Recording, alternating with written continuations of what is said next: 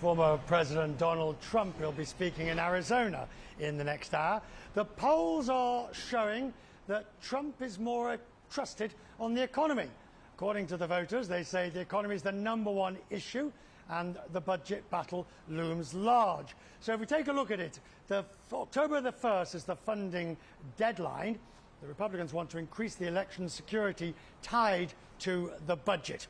The US budget deficit reached $1.9 trillion for the first few months of 2024 fiscal year. It's nearly $2 billion. Jason Furman, former chair of the Council of Economic Advisors and a professor at Harvard. Good to see you, sir. Great to be here, or great that you're here. Well, absolutely. And this budget, well, let's look at the economics now. I've been surprised at the number of banks, investment houses who've come out one side or the other saying the economic plans seem to favour the vice president at the moment. I think it's pretty clear that they do. You were just talking about the deficit. She said she'll pay for every one of her things. She hasn't fully spelled it out, but it adds to about $1 trillion to the deficit if she doesn't meet her promise. Donald Trump is at $5 trillion, and that's even crediting him for a lot of revenues from tariffs. So a big fiscal difference. The Trump tariffs, there's not an economist in the world that would tell you those are anything other than terrible. Okay, but when I listen to the debate, the backwards and forwardsing on this question of the tariffs, he says China is going to pay for them.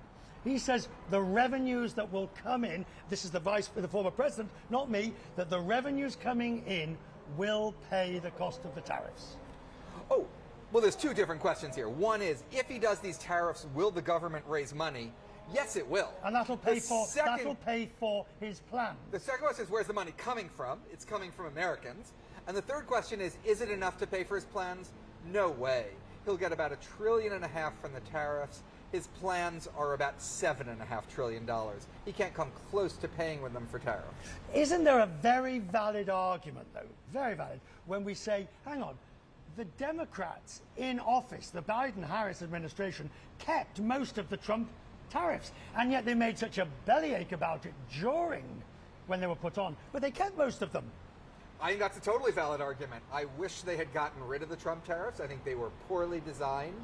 There are certain strategic things vis-a-vis China that make some sense, but tariffs on dishwashers make no sense at all. They should have dropped them. They didn't. That was a mistake, and now he gets to make the point he's making, which is, you kept all my tariffs. How can you say you don't like them?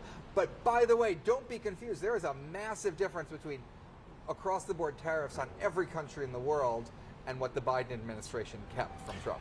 We're expecting the Fed will move next week.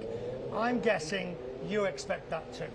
Absolutely. I mean, it would be a scandal if they didn't, having led us down the garden path. Oh yeah, and look, inflation is 2 percentage points lower than it was a year ago. The unemployment rate is 3/4 of a point above. They need to start moving.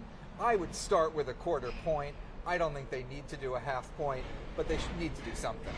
And this question of, have they left it too late to effectively skirt a shallow recession?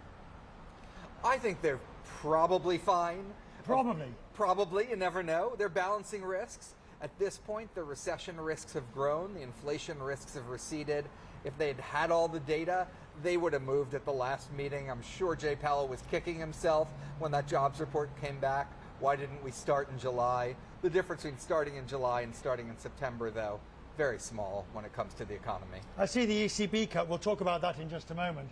I see the ECB cut rates. Do you think everybody is now saying, gulp, we should have gone a bit sooner? Europe's economy is in more trouble than the U.S. economy is. They don't have the extraordinary amount of demand from that budget deficit that we started out talking from. So, yeah, I think they're further behind than we are. Now, I'm sure you're always up for a Boston cream pie, of course. Look at this. This is the Boston cream pie. It was invented here. It's arguable whether it should have chocolate on or not. Oh, no, it's not. There's an economic argument. There's no argument. It's perfect. It's yours. Thank you so much. I'm very grateful. You've got to. If you're going to come all this way on a beautiful day, Fantastic. Thank you very much. We'll look forward to talking to you more during the election as it continues. Thank you very much. Okay, thank you.